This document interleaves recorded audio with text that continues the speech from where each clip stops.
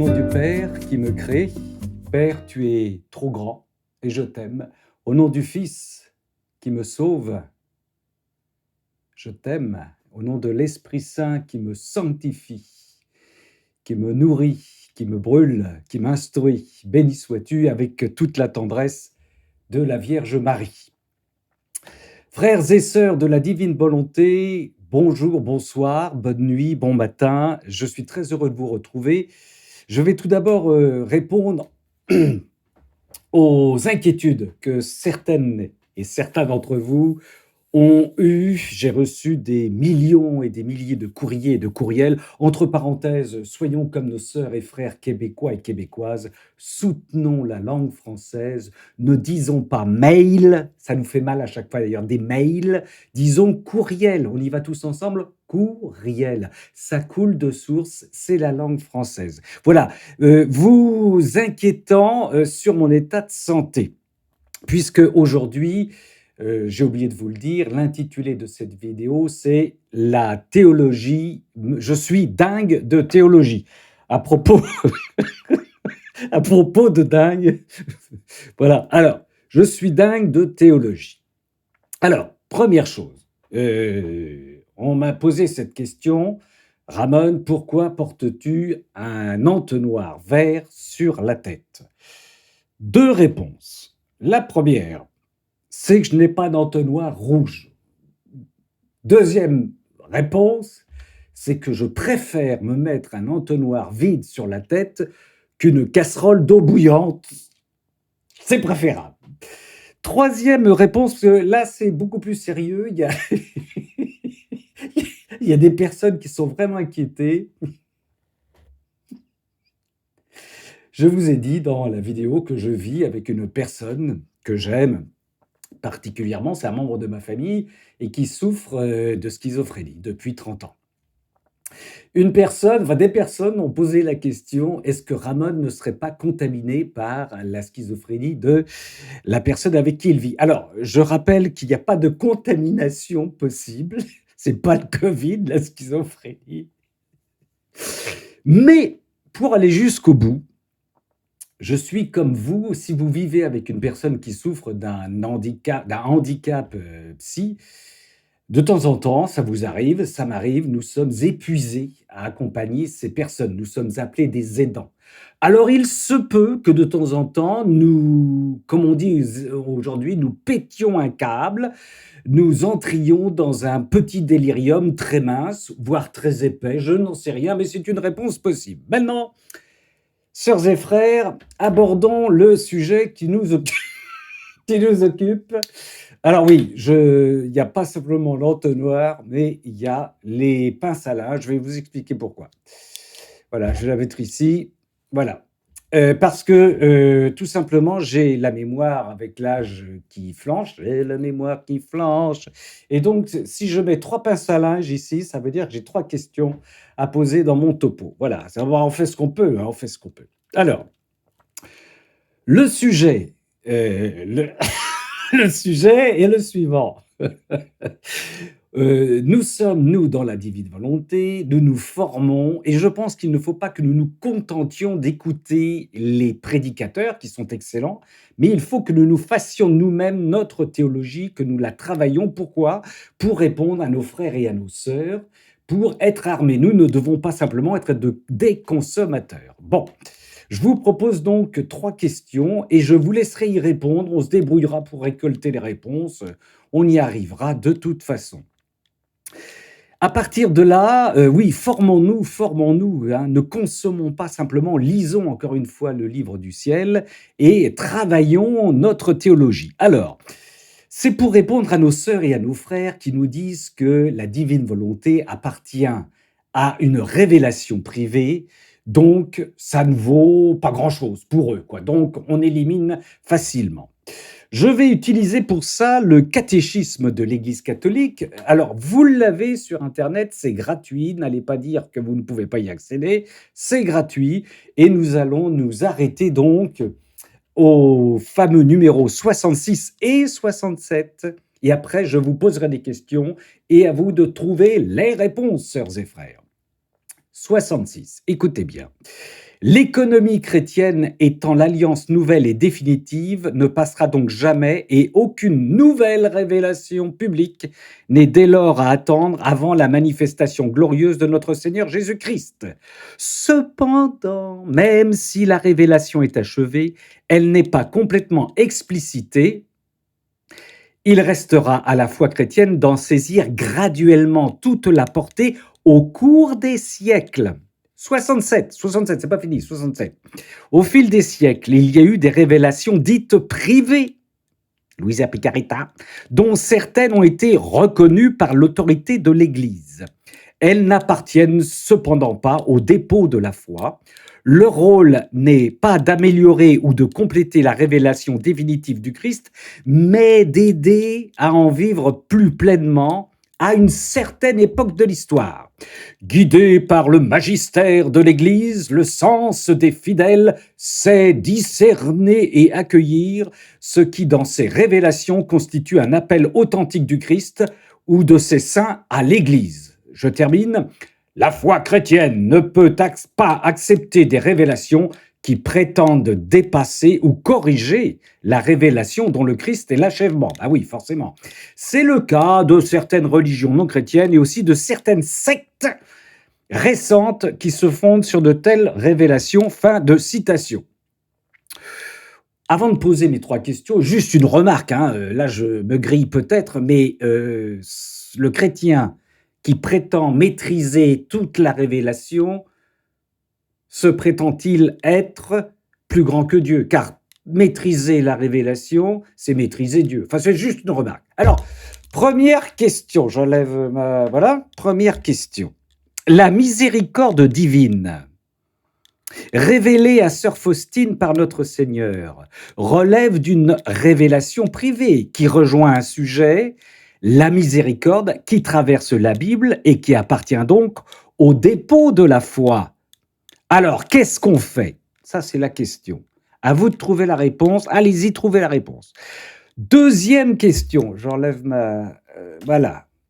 La divine volonté, qui relève d'une révélation privée de notre Seigneur auprès de notre sœur Luisa Picaretta. Luisa, on t'embrasse, on t'aime. Sur 36 volumes, la prière de ce même Seigneur qui appartient au dépôt de la foi. Je reprends parce que j'ai bafouillé. La divine volonté qui relève d'une révélation privée de notre Seigneur auprès de notre sœur Luisa, on t'aime. Déployé sur 36 volumes, eh bien, on déploie la prière de ce même Seigneur qui appartient au dépôt de la foi, à savoir le Notre Père. Que ta volonté soit faite sur la terre comme au ciel. Alors, qu'est-ce qu'on fait? Privé, public, dépôt, blablabla. Entre parenthèses, dans le livre du ciel, Jésus nous donne une réponse au volume 23, 18 janvier 1918.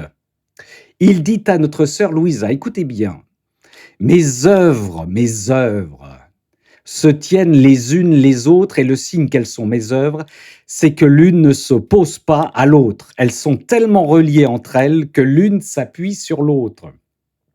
Ce que je manifeste sur ma divine volonté et que tu écris peut être, écoutez bien, appelé l'évangile du royaume de ma divine volonté. Volume 23, 18 janvier 1918.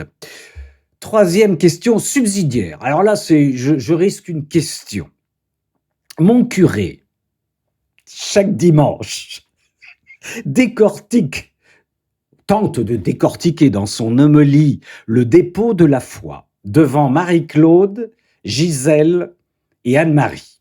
Alors que moi, petite nature, personne, devant des centaines et des centaines de personnes sur les réseaux sociaux, je tente de décortiquer mes révélations privées avec... Alors, j'ai pas d'apparition avec le Seigneur, mais j'ai une relation avec le Seigneur, comme vous et moi. Donc, je les présente à des centaines et des centaines de personnes, voire des milliers de personnes sur Internet. Donc, ma question est la suivante. Je vais essayer d'être clair, parce que c'est pas facile. Le curé qui travaille la révélation publique devant 3 personnes, est-il dans une communication privée, alors que moi, qui suis sur un contenu privé devant des milliers de personnes, est-ce que ça devient une révélation publique? À vos réponses, à vos réponses. Voilà pour les questions. Je vous laisse travailler. J'espère que nous pourrons partager tous ensemble nos réponses. C'est intéressant, ça me semble intéressant. Et puis je terminerai avec ce point très important, sœurs et frères. Ne confondons pas théologie et thé à la maison. Je répète, pour ceux qui seraient un peu fatigués, ne confondons pas théologie et thé à la maison. C'est malin. Ah, ça, c'est malin. Que Dieu nous bénisse toutes et tous. Je vous embrasse. Au nom du Père, maître de la vigne, au nom du Fils, raisin pressé sur le bois de la croix, au nom de l'Esprit Saint, ivresse divine, d'où coule la louange, dans la joie et le chant de la Vierge Marie. Sœurs et frères de la divine volonté, une nouvelle vidéo dans une nouvelle série intitulée « La divine volonté pour les simples d'esprit dont je suis ». Ah, simple d'esprit, bien sûr. Qui dit simple d'esprit, entonnoir. Alors, comme dirait un prédicateur que nous connaissons tous, un enseignement très important, qui renvoie à d'autres enseignements très importants. Mais oui, il a raison, nous n'aurons jamais terminé de notre vie pour digérer tous les enseignements de la divine volonté. Mais attention, je vais commencer par une mise en garde. J'espère qu'elle n'est pas trop agressive. Ce qui prime dans la divine volonté, ce ne sont pas les vidéos, ni les enseignements de nos prédicateurs qui se donnent sans compter, ni les échanges dans nos cénacles, c'est la relation personnelle que je cultive entre le Seigneur et moi par le biais de la lecture. Si au bout d'une journée, je constate que j'ai passé plus de temps à papoter avec ma communauté Internet sur la divine volonté plutôt que lire une ou deux pages que me dicte le Seigneur, j'ai tout faux. Je suis désolé, j'ai tout faux. Cela veut dire que j'ai plus besoin de relations humaines, de chaleur humaine pour bichonner mon jeu plutôt que d'intimité avec les seigneurs. Autant, je vous le dis tout de suite, rejoindre un club Tupperware. Je ne sais pas si les clubs Tupperware existent encore. Rappelons-nous, relation exclusive et jalouse entre Louisa et le Seigneur. Relation exclusive et jaloux, je suis un Dieu jaloux, entre moi et le Seigneur. Au tome 24, 6 janvier 1929. Un tout petit extrait pour vous rappeler ce fondamental. Voici, le Seigneur se réjouit, écoutez bien, il se réjouit du fait que Louisa soit alitée. Je te vois heureuse non parce que tu es dans un état de plaisir ou d'amusement, mais confinée au lit. Le Seigneur se réjouit du fait que Louisa soit confinée au lit. Cela, précise-t-il, me ravit, me fait trépigner d'amour et m'attire tellement vers toi. Pourquoi dit-il cela? Parce qu'il le précise aussi. Si Louisa n'était pas alitée, elle aurait des occupations familiales, elle aurait des occupations sans doute professionnelles, et elle papoterait donc à droite et à gauche, et elle serait moins disponible pour recevoir pendant ces décennies et ces décennies tout ce que le Seigneur souhaite lui dire. Donc, que cela nous serve aussi de leçon, relation exclusive qui passe par la lecture des enseignements que nous dicte notre Seigneur. Venons-en, sœurs et frères d'amour, à notre sujet du jour, la sainteté dans la divine volonté. Vous connaissez vos classiques. Jésus répète à Louisa que la sainteté dans la divine volonté, c'est la sainteté des saintetés. Encore un petit extrait pour vous rappeler les fondamentaux que vous devez connaître par cœur, n'est-ce pas? Alors, voici. Je vais le retrouver. Ah, dit-il, tu ne sembles pas comprendre que la sainteté dans ma volonté est complètement différente des autres saintetés. Il poursuit. C'est la sainteté non encore connue sur la terre et que je ferai connaître, la plus belle et la plus brillante, qui sera la couronne et l'achèvement de toutes les autres saintetés. La couronne et l'achèvement de toutes les autres saintetés. Jésus le rappelle à Louisa, c'est cette sainteté dans la divine volonté, c'est la sainteté des saintetés, la sainteté des saintetés. Alors, nos prédicateurs, Duthène, Tommasini, utilisent souvent cette image. Les saints d'avant Louisa, Padre Pio, Mère Teresa, vous mettez les saintes et les saints que vous préférez, au chacune, la photo de l'un de nous, en espérant que chacun de nous intercède pour eux parce qu'ils n'ont pas connu la divine volonté. Tout l'inverse de ce que nous faisons habituellement. Nous leur demandons d'intercéder pour nous. Nous caressons, vous le savez, les cubitus radius de la famille Martin, par exemple. Dans la divine volonté, c'est nous qui allons intercéder pour eux. Et pour le comprendre, je vous propose une brillante démonstration très risquée avec un verre, un deuxième verre, et alors j'aurais pu prendre de l'eau évidemment, mais l'eau dans un verre transparent ça va être compliqué, donc j'ai pris une bouteille de rouge dont je ne dirai pas le millésime. Donc au commencement, si vous le voulez, était le verre vide. Le verre vide, c'est moi. Le vase d'argile, le contenant, la créature. La créature, si pour une raison ou une autre je ne reçois pas Dieu pendant ma vie, je reste un contenant sans Dieu, un verre vide, joli contenant, mais sans Dieu, je reste transparent. Maintenant, donc comme je vous l'expliquais, je prends le risque de... Voilà, ça va être mieux pour la couleur. Si vous avez la télévision couleur, je vais remplir. Voilà, comme ceci. Il faut que j'éloigne la bouteille pour ne pas prendre de risque sur mon clavier. Le vin, la couleur, la saveur, l'ivresse, la joie. C'est Dieu qui remplit mon contenant à moitié. Comment remplit-il ce contenant à moitié ma vie? Par la Bible, ça c'est la Bible, les prophètes, le peuple élu, Marie, l'incarnation bien sûr de Jésus, la passion de Jésus, et oui le vin, le sang, la résurrection de Jésus, l'Église, les saints, la grâce. Il reste vous le voyez bien là, le à moitié vide qui représente mon humanité, ma volonté humaine, la volonté humaine des saints qui ont précédé Luisa Picaretta. Thérèse qui s'oblige à ramasser une épingle avec amour, c'est là, vous voyez, là c'est mieux, là, on voit mieux là, d'accord. Tel saint qui, lorsqu'il est saisi d'une pulsion sensuelle, se roule les fesses à l'air dans les orties pour se calmer, c'est ici que ça se passe.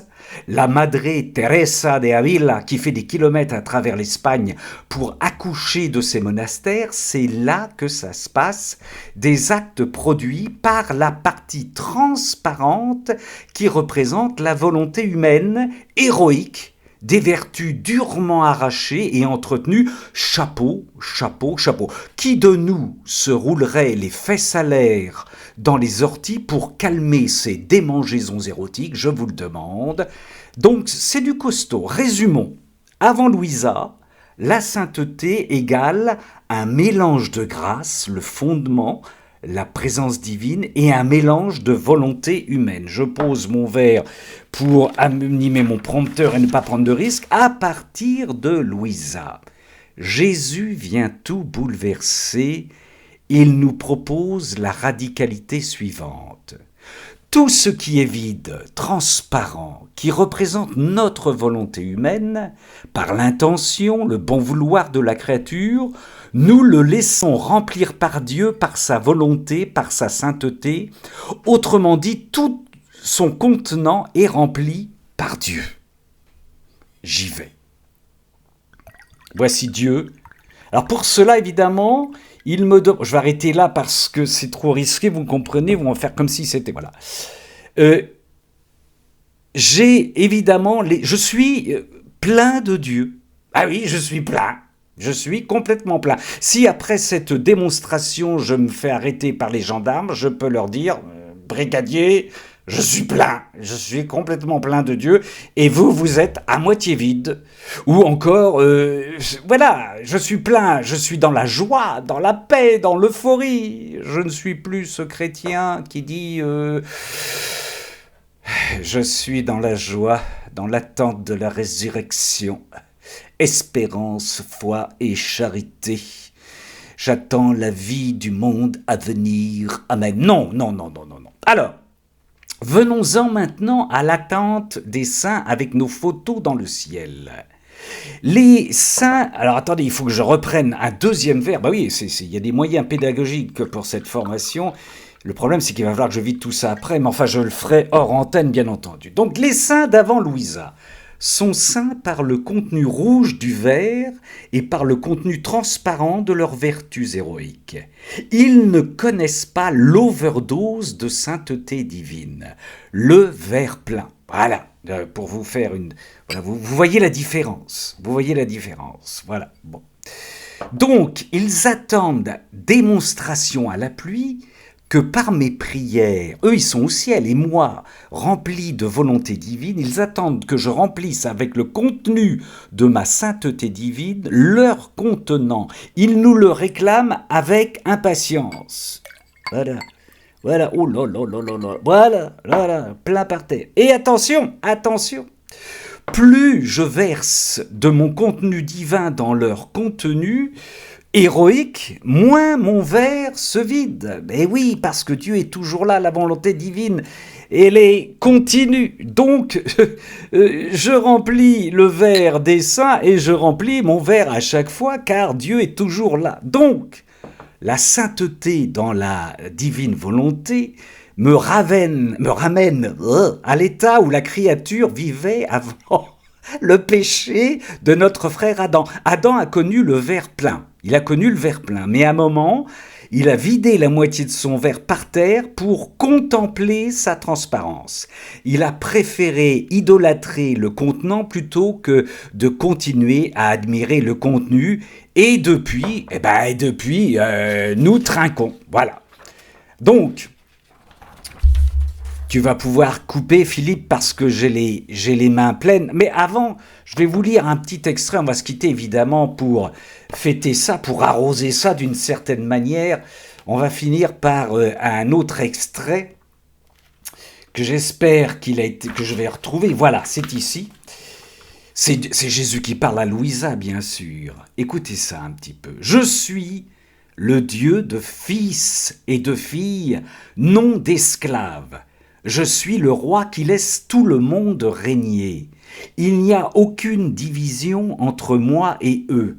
En eux, la connaissance de mes biens, de ma volonté et de mon bonheur est si grande qu'ils en sont remplis à bord, au point de débordement. Je répète quand même, qu'ils en sont remplis à ras-bord, au point de débordement, si bien que leur volonté ne trouve pas de place pour agir. Bien qu'ils soient libres, la connaissance d'une volonté infinie et les biens infinis dans lesquels ils sont plongés les conduisent avec une force irrésistible à utiliser leur volonté comme s'ils ne l'avaient pas.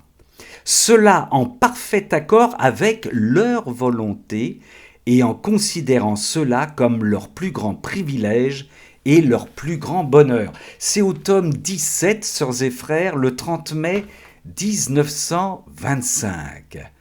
À la vôtre, soyez bénis. Philippe, tu peux couper. Au nom du Père qui me crée, au nom du Fils qui me sauve, au nom de l'Esprit Saint qui me sanctifie. Frères et sœurs, bonjour, bonsoir, bon lever, bon coucher. Une courte vidéo fulgurante pour tenter d'éclaircir ce point suivant. Vous le savez, dans la divine volonté, on dit que lorsqu'un de nos actes est précédé d'une intention d'une intention divine, nous invitons le Seigneur à commettre les actes avec nous, cet acte devient éternel, devient divin. C'est parfois compliqué à comprendre.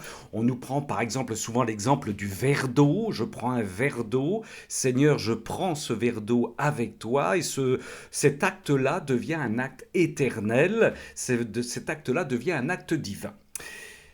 Pour ne pas prendre des vessies pour des lanternes, j'ai eu l'autre jour, je vais vous expliquer le contexte, une sorte de petite révélation d'un exemple qui me semble frappant. Et pour cela, c'est l'objet de cette vidéo, il me faut un accessoire. L'accessoire, le voici. Alors, évidemment, certains d'entre vous, certaines vont commencer à hurler en disant « mais il est complètement cinglé, il nous a déjà fait des démonstrations avec du pinard, maintenant il va nous parler de la divine volonté avec une balayette des toilettes. » Ne me lapidez pas trop vite, ne me lapidez pas trop vite, je vais vous expliquer. Alors évidemment, vous m'avez traité évidemment de cinglé et de folle en Dieu, c'est normal. Donc il faut que je remette mon accessoire habituel. Et comme vous l'avez compris, je suis un petit peu dans le domaine de la balayette des toilettes, je rajoute un autre accessoire. Alors voilà, je vous explique le contexte. Je suis, je vous l'ai déjà dit, aumônier de prison, je suis laïc, je ne suis pas prêtre, et je suis entouré, il y a peu de temps, par une dizaine de frères détenus.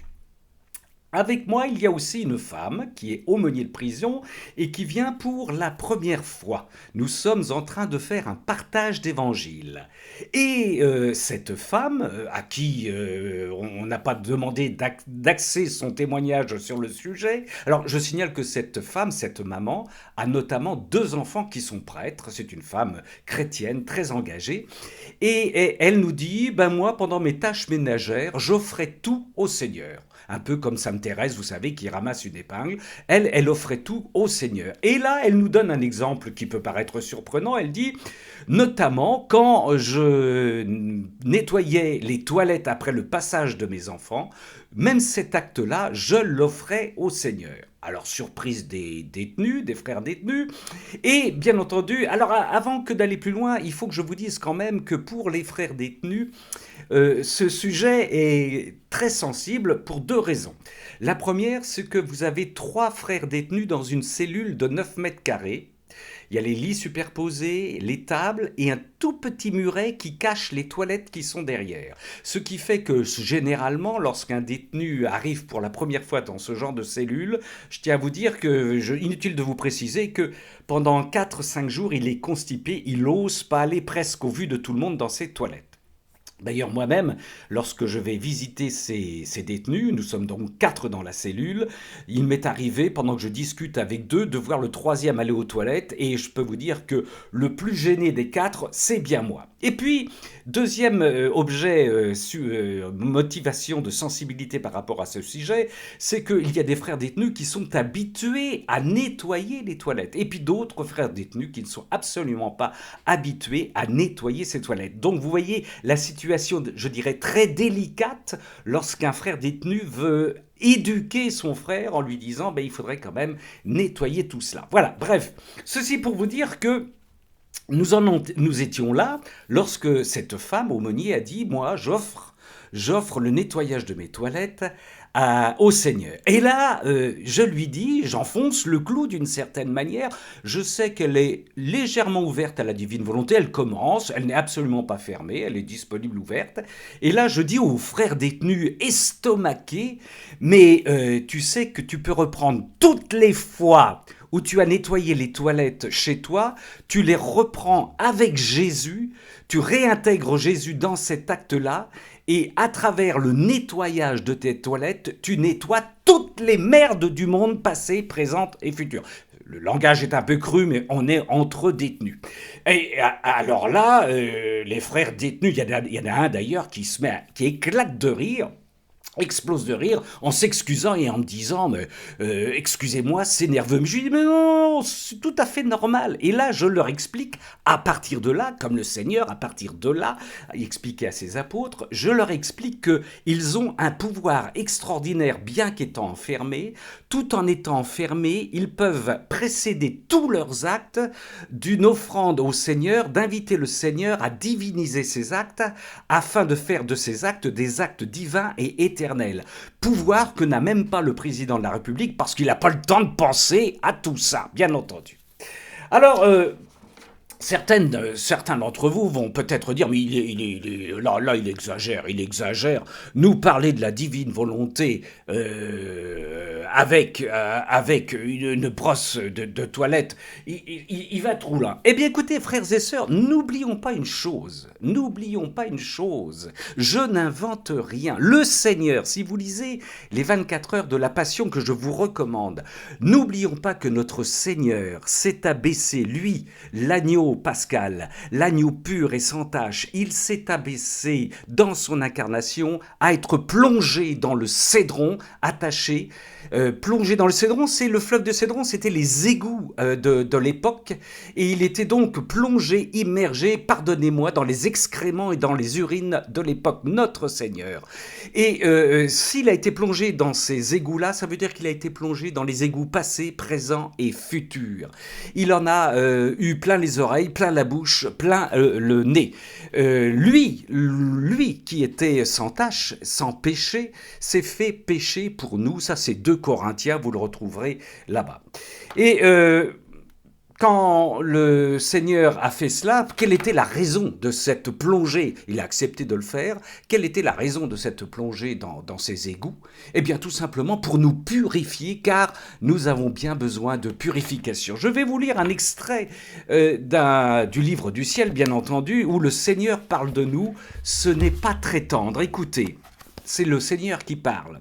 « Ô homme, comme tu es défiguré et avili, je t'ai créé afin que tu sois mon temple vivant, mais tu es devenu la demeure du diable. Regarde même les plantes recouvertes de feuilles avec leurs fleurs et leurs fruits, t'enseignent le respect et la modestie que tu dois avoir pour ton corps. Mais en perdant toute modestie et toute réserve naturelle, tu es devenu pire que les animaux à tel point que je ne peux te comparer à rien d'autre. Tu étais mon image, mais je ne te reconnais plus. Je suis tellement horrifié par tes impuretés qu'un seul regard vers toi me donne la nausée et m'oblige à m'éloigner. » C'est terrible, là il nous nettoie au Karcher le Seigneur, c'est le 1er août 1899 dans le tome 2. Ce n'est pas fini, écoutez, parce que dans le livre du ciel, Jésus, il va sacrément au Karcher, tellement, pardonnez-moi, nous sommes dégueulasses. La créature a profané, c'est lui qui parle, la créature a profané son goût en usant de sa propre volonté. L'haleine de son âme sent mauvais, par tant de choses laides au point de me dégoûter. C'est le Seigneur qui parle. Elle a atteint le point d'aimer les choses les plus dégoûtantes, de laisser un fluide putréfié couler sur les 3 facultés de son âme, de sorte que sa noblesse ne pouvait plus être reconnue. Ça, c'est dans le tome 16. J'ai l'impression qu'on va me prendre pour une bigoudaine. 15 novembre 1923. Le Seigneur nous passe au Karcher. Alors là, c'est moi, quand je lis ça, je me dis d'ailleurs à un moment, mais c'est moi, je pousse peut-être un peu trop loin en disant qu'un jour, je pense que toute l'humanité va se prendre une immense bouse de vache sur la tête. Voilà, donc j'en termine en vous rappelant quand même cette chose étonnante et extraordinaire, frères et sœurs, c'est que tout acte, même organique, toute action précédée d'une intention divine peut faire de cet acte, de cette action, un acte divin qui permet notamment de nettoyer les âmes. C'est extraordinaire. Et comme le sujet est un peu lourd, nous allons terminer par la pensée du jour un peu plus légère, que voici. Une vidéo fulgurante comme une déripette sonne la trompette de la défaite en pleine tempête. Sœurs et frères, soyez bénis.